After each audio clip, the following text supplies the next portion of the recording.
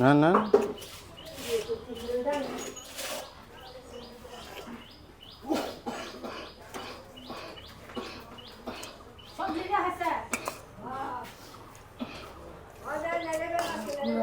এনার নাম কি আর ওনার কোথা থেকে নিয়ে আসছেন? ইনি হলেন নব মুসলিম, যিনি একটা পুকুরের পাশে একটা জঙ্গলের ধারে পড়েছিলেন।